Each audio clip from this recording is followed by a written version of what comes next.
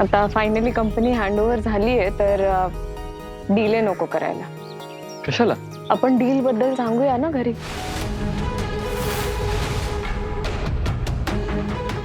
बस घरी सांगायचं डील बद्दल? हो, आत्ता? कधी ना कधी सांगावं लागणारच आहे ना. हो पण जितका लेट करू आपण तितका त्रास होणार आहे. कोणाला? घरच्यांना. बस प्लीज. मिहीर, घरच्यांना फसवणं बरोबर वाटत नाहीये मला. अरे किती खोटं बोलणार आहे आपण. बस खोटं ऑलरेडी बोललोय आपण. अरे मग आणखी नको ना बोलूया. पण हे बघ, कंपनी हातात येईपर्यंत मला टेन्शन होतं. I agree. पण आता आली आहे ना स्मूथली. मग? अरे मग काय, डील बद्दल सांगूया आता घरी. बॉस बॉस ऐका ना, तुम्ही खूप घाई करताय. पण कधीतरी सांगावं लागणारच ना. बॉस पण घरचे कसं रिॲक्ट करतील हे माहित नाही ना आपल्याला. अरे काय ओरडतील आपल्यावर, रागावतील आपल्यावर. ऐकून घेऊया ना, काहीच प्रॉब्लेम नाहीये. पण आता आहे ना, आता नको खोटं बोलायला. वाईट वाटतं रे मला, गिल्ट येतं मला की चांगली माणसं तुझ्या घरातली किती प्रेमळ आहेत रे, किती काळजी आहे त्यांना आपल्याबद्दल, किती सपोर्ट करतात ते आपल्याला. माझ्या आयुष्यात आत्या आणि मावशी सोडून इतकं प्रेम मला कुणीच दिलं नव्हतं मिहीर. आणि आता मी नाही खोटं बोलू शकत त्यांच्याशी. हे बा, आपलं जे काही डील आहे ते. बॉस डील नको, लग्न म्हणा ना आता तरी प्लीज. सारखं सारखं काय डील? आपण लग्न केलं होतं. हो पण 6च महिने ना. बस 6 महिन्यांकरिता का होईना, पण आपण खरं लग्न केलं होतं. बर मग डील डील नका म्हणू प्लीज. माझ्या डोक्यात जातो हा शब्द आता. का? कारण माझं. Sorry, 1 minute. महत्वाचा फोन. हॅलो. ओके वकील साहेब. अच्छा, तुम्ही मेल केलात का? बर, चेक करते. Yes, thank you.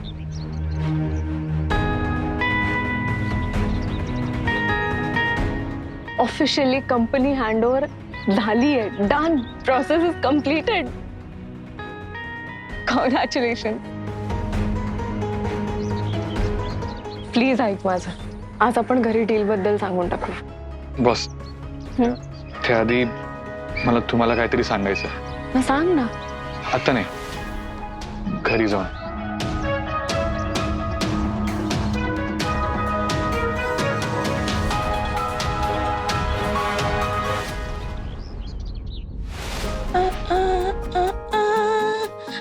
अगं, एवढा वेळ काय करत होता तुम्ही? मस्त खोली सजवलीये.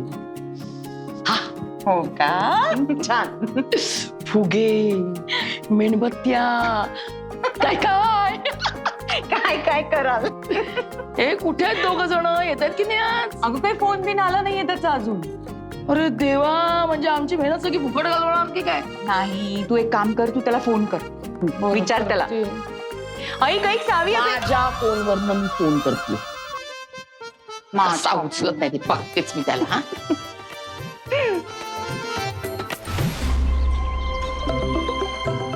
सॉरी, एक सेकंड.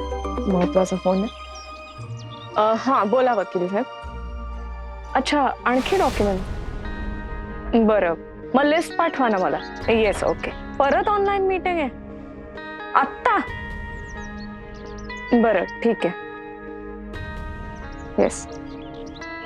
काय झालं?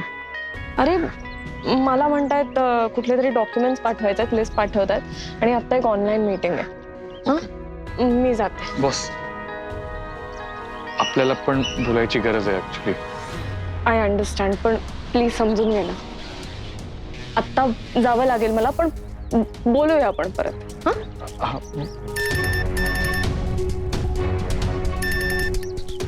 हा सावी आई. येत आहे ना घरी? हो, कळवतो मी. अरे कळवतो म्हणजे? म्हणजे जरा कामं चालू आहेत ग.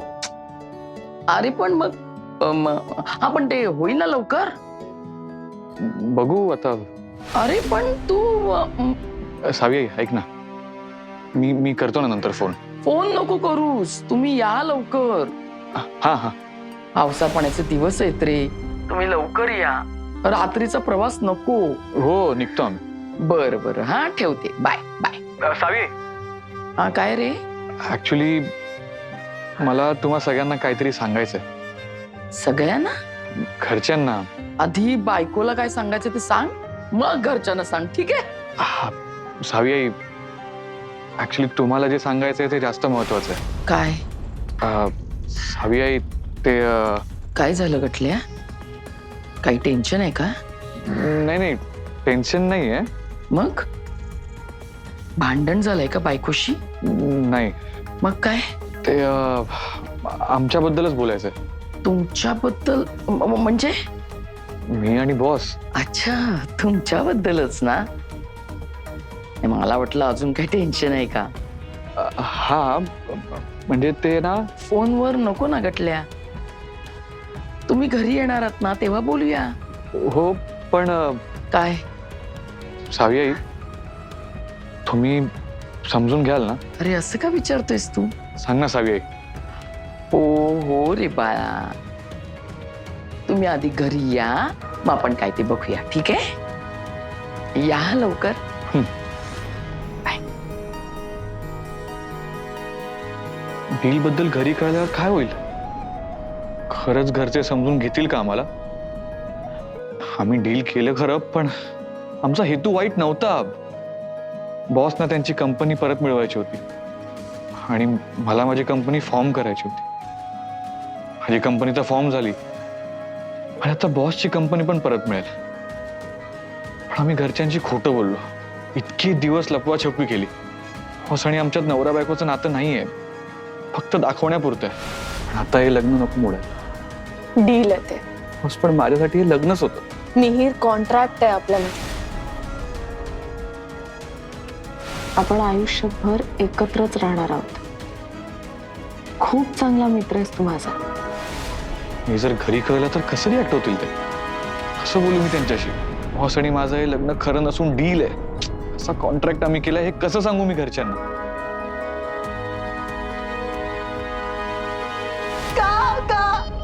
का असं केलं तुम्ही? मी तुमची जी भक्ती केली त्याचं हे फळ दिलं तुम्ही मला. ज्या मिहीरसाठी मी सगळे उपास तपास केले, व्रत केले, तो मिहीरच माझ्यापासून दूर गेलाय. त्या मिहीरचं राजूशी लग्न झालं तरी मी शांत बसले, कारण मला वाटलं तुम्ही काहीतरी चमत्कार कराल. पण नाही, असं काहीच झालं नाही. सगळं त्या राजूच्या बाजूने होतंय. त्यांचा संसार नीट चाललाय. ती सगळे सणवार करते, मिहीरची बायको म्हणून मिरवते. तुम्हाला दिसत नाहीये का? ज्या मुलीचं मिहीरवर प्रेम नाही, जिला संसारात रस नाही, ती मुलगी मिहीर सोबत अनिच्छेने राहते. आणि मला ते सगळं हवंय तरी ते मला मिळत नाहीये. का बाबा, का असं झालं माझ्या आयुष्यात? काय चूक झाली माझी म्हणून तुम्ही मला ही शिक्षा दिली? अजून काय करू, कोणतं व्रत करू म्हणजे मिहीर मला मिळेल? माधुरी, बाबा, या दिव्याच्या साक्षीने सांगते, जर मिहीरचं माझ्याशी लग्न नाही झालं, मिहीर माझा नाही झाला, तर मी स्वतःला पेटवून घेईन. काय चाललंय तुझं? तुला कळतंय का तू काय बोलतेयस? नाही, नाही कळते मला. मी काय बोलते, काय करते, नाही कळते मला. जरा जरा शांत हो बघू. नाही होऊ शकत मी शांत. आतापर्यंत शांत बसले ना, म्हणून ती राजेश्वरी माझ्या नाकाखालून घेऊन गेली मिहीरला. काहीच केलं नाही, हातावर हात घेऊन शांत बसले मी पण आणि तुम्ही पण. असं नाहीये माधुरी. असंच आहे बाबा, असंच आहे. माझ्यापेक्षा ती राजू हुशार निघाली. स्वतःच्या स्वार्थासाठी तिने सगळं केलं आणि तिच्या बाजूने सगळं होत गेलं. तिच्या घरात जाऊन मी 1 कोटी रुपये आणले, पण ते सुद्धा तिला परत मिळाले. मिहीरला आपण किडनॅप केलं. वाटलं होतं मिहीर आता तिच्याकडे परत कधीच जाणार नाही. वाटलं होतं माझं आणि त्याचं लग्न होईल आणि मिहीर कायमचं माझ्याकडे राहील. पण नाही, असं नाही झालं. मिहीर सुद्धा तिला परत मिळाला. एक लक्षात ठेव पोरी, तिला सगळं काही मिळेल पण आयुष्यात सुख मिळणार नाही. बात करा हो बाबा, बात करा. अजून किती खोटं बोलणार आहात तुम्ही?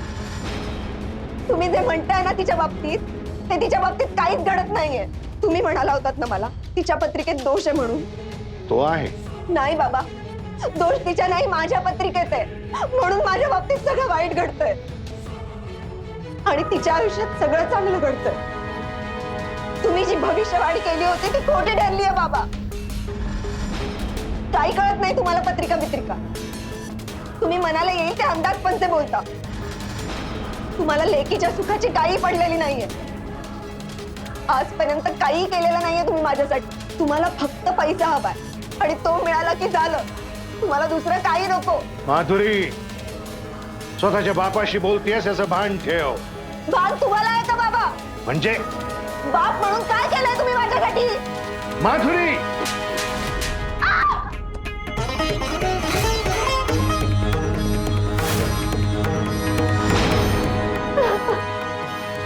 झाली मीटिंग? हो, पण काय? आणखी क्वेरीज आल्या आहेत रे. हो, मला टेन्शन आलंय रे. बस नका टेन्शन घेऊ. आतापर्यंत सगळं स्मूथली झालंय, सगळं नीट होईल. पण तो काका आहेत ना. बस आपण ना लीगल ऍक्शन घेऊ काय झालं तर. आणि आता सगळ्यांना कळलंच आहे काका कसं आहे ते. नाही पण तरी बस सगळं ठीक होईल. आणि राज्याध्यक्ष मॅडम आहेतच ना. आणि तो आलोक पण आहेत की. हा, त्याने काही खुसपट काढायला नको मध्ये. नाही आपण ना रेडीच राहू. बरं ऐक ना, उद्या पुन्हा मीटिंग आहे तर आपल्याला इथेच थांबावं लागेल. ओके. म्हणजे तुलाही माझ्या बरोबर. मला गरज पडेल तुझी. हा, थांबूया ना. पण मग घरी काहीच प्रॉब्लेम नाही होणार. नाही नाही नाही. आई मॅडम. बघा काय म्हणते ते. हॅलो. हा बोला मॅडम. हा बाळा, निघालात का तुम्ही? नाही ते अजून नाही? हो म्हणजे अगं आम्ही वाट बघतोय तुमची. स्वयंपाक पण तयार आहे. I am very sorry. ते काय झालं? नाही त्याचं काय, आम्ही आज येऊ शकत नाहीये घरी. थोडं काम आहे, अर्जंट आहे. अगं बाई, हो का? उद्या येऊ ना आम्ही. हा बरं. I am very sorry madam. अगं सॉरी काय त्यात, काम आहे म्हटल्यावर कसं येणार ना. हरकत नाही. बरं, गटलाय का तिथे तुझ्या जवळ? हो आहे ना. देऊ का? हा दे ना जरा. हो हो देते. हा हाय. काय रे बाळा, सगळं ठीक आहे ना? हो नक्की? हो. तू काही लपवतोयस का? नाही आई. मग असं अचानक यायचं कॅन्सल का केलं तुम्ही? आणि आज तू ईश्वरीला ते सांगणार होतास ना? सांगेन ना नंतर. अरे पण सावी, कावी, राणीनी सगळी तयारी करून ठेवली आणि तुम्ही आता सांगता येत नाही म्हणून. त्यांना सॉरी सांग आई. अरे सॉरी कशाला? आणि आम्हाला काय सांगायचं होतं तुला? हा, तू म्हणालास ना सावीला घरच्यांना काहीतरी सांगायचे म्हणून. हो सांगतो आल्यावर. काय झालं? काही टेन्शन आहे का? नाही नाही. मला वाटतंय काय टेन्शन आहे. नाहीये मी. मग तुझा आवाज असा का येतोय? ते ऍक्च्युली ना जरा दगदग झाली ना म्हणून. माझी शपथ. आई प्लीज अशी शपथ वगैरे नको देऊ ना.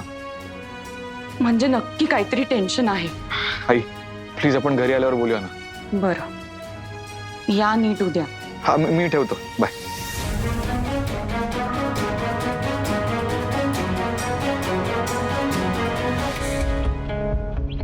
काय झालं? काही नाही. मी घरी सोडतो तुम्हाला. चला.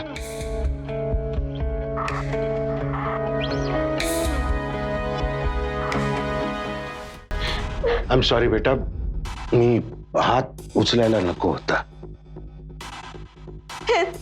हेच करत आलात तुम्ही. सॉरी, चूक झाली माझी. तुझा बाप म्हणून जे करायला हवं ते सगळं करतोय ना. काय केलं नाही बाबा तुम्ही माझ्यासाठी. किती वेळा सांगितलं मी तुम्हाला माझं आणि मिहीरचं लग्न लावून द्या, पण तेव्हा तुम्ही मुलीच्या सुखापेक्षा मिहीरच्या पैशांकडे जास्त लक्ष दिलं. असं नाहीये बाळा. कुठल्या बापाला आपली पोरगी सुखी झालेली नकोय.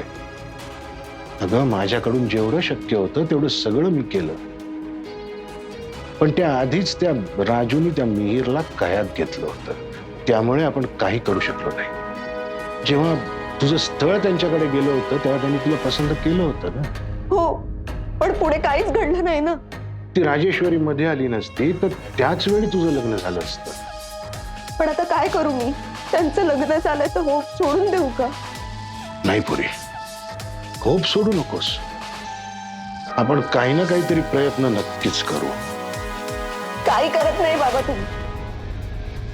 तुमच्या पुढे जास्त बोललं की एक तर तुम्ही चिडता, रागवता किंवा हात उचलता. आज आई असती तर तिने होऊ दिलं नसतंय. आईने इकडचं जग तिकडे केलं असतं, पण माझ्या सुखाचा आधी विचार केला असता. माझं लग्न तिने लावून दिलं असतं.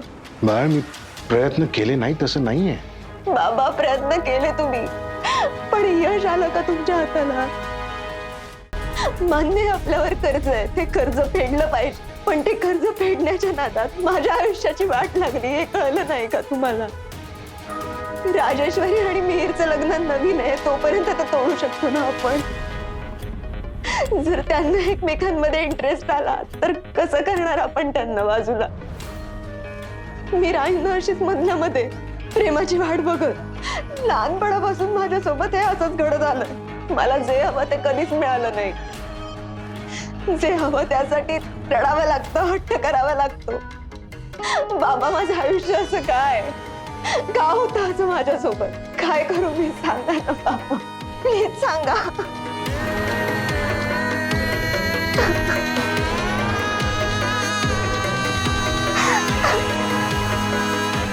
का वेळ काढतोय मी? का सांगत नाहीये बॉसला माझं त्यांच्यावर किती प्रेम आहे? का घाबरतोय मी? का माझ्याकडून बोललं जात नाही? का वागतोय मी असं? आज मलाच कळत नाही मला काय होतंय ते. घरच्यांना फसवणं चुकीचं आहे, खोटं बोलणं चुकीचं आहे. मी कळतंय मला, तरी मी का करतोय असं? अजून किती दिवस हा खोटेपणा चालू ठेवू मी? आज ना उद्या बॉसला कंपनी हँडओव्हर होईलच, पण त्यांच्या मतावर ठाम आहेत. त्यांच्या डोक्यात 6 महिन्याचं गणित फिक्स आहे. ते तर माझ्या डोक्यात पण फिक्स होतं. पण परिस्थितीनुसार माणसं बदलतात ना, विचार बदलतात. आता मला बॉस मध्ये फक्त बॉस नाही तर सहचरणी दिसते. पण हे कसं सांगू मी त्यांना? ऍक्च्युली आई बाबा म्हणतायत ते बरोबर आहे. बॉसला सांगितल्याशिवाय त्यांना कसं कळणार? मला तर भीती याची वाटते की त्यांनी माझं प्रेम नकारलं तर, त्या डीलवरच ठाम राहिल्या तर, त्या माझ्यापासून कायमच दूर गेल्या तर मी काय करू? नाही नाही नाही नाही, हा पेच मला लवकर सोडवला पाहिजे. कारण जितकं लेट करीन तितकं सगळं कॉम्प्लिकेटेड होईल. कदाचित हाताबाहेर पण जातील गोष्टी. घरच्यांना कळल्यावर त्यांनी पण नाही समजून घेतलं तर? नाही नाही नाही नाही, असं होऊन नाही चालणार. मला फॅमिली, बॉस सगळे एकत्र हवेत. मला बॉसशी बोलावंच लागेल. मला बॉसशी बोलावंच लागेल. आज ना उद्या कंपनी तर हँडओव्हर होईल, पण डीलचं काय? डीलचं सत्य मिहीरच्या घरच्यांना लवकर सांगावं लागेल. डील केलं तेव्हा कल्पनाच नव्हती की मिहीरची फॅमिली एवढी चांगली असेल. मुळात हेही माहिती नव्हतं की त्याला फॅमिली असेल. एवढ्या चांगल्या फॅमिलीला त्रास देणं, त्यांची फसवणूक करणं माझ्या मनाला पटत नाहीये. मी सांगायचा विचार तर करते, पण माझ्याकडून सांगणं का होत नाहीये? कशाला घाबरते मी? फॅमिली माझ्यापासून लांब जाईल याला की आणखी कशाला? मला असं का होतंय काही कळत नाही. बिचाऱ्या मिहीरने माझ्यासाठी खूप सहन केलाय. तो जेलमध्ये गेला, त्याला किडनॅप केलं गेलं, तरी कधीच तक्रार केली नाही त्याने, किंवा कधी कटकटही केली नाही. कधीच असं नाही म्हणाला की उगाच तुमच्याशी डील केलं. बिचाऱ्याने मूठपणे सगळं सहन करत आलं. मी जेवढं वाटलं होतं त्यापेक्षा कित्येक पटीने मिहीर चांगला निघाला. एम्प्लॉयशी जुळवून घेणं जमेल की नाही असं वाटायचं मला. मिहीरशी 4 शब्द तरी नीट बोलेन की नाही म्हणून स्वतःचीच भीती वाटायची. पण हा एम्प्लॉई आयुष्यात आला आणि आयुष्य बदलून टाकलं त्याने. एम्प्लॉईचा चांगला मित्र कधी झाला कळलंच नाही. मला वाटतं या प्युअर मैत्रीमध्ये आता खोटेपणा नकोय, कारण या सगळ्यात मिहिरची किंवा त्याच्या फॅमिलीची काही चूक नाहीये. रजिस्टर मॅरेज जेव्हा करायचं होतं तेव्हा सर किती पटकन तयार झाले होते. तेव्हा सरांनी आम्हाला सपोर्ट केला नसता तर डेडलाईन आधी रजिस्टर लग्न झालंच नसतं, आणि डेडलाईन आधी लग्न झालं नसतं तर काकाने कंपनी माझ्याकडे राहूच दिली नसती. कंपनी परत मिळवण्यामध्ये मिहिरचा खूप मोठं कॉन्ट्रीब्युशन आहे. मला नाही वाटत यापुढे त्याला किंवा त्याच्या फॅमिलीला माझ्यामुळे काही त्रास व्हावा. मला बोललं पाहिजे मिहिरशी.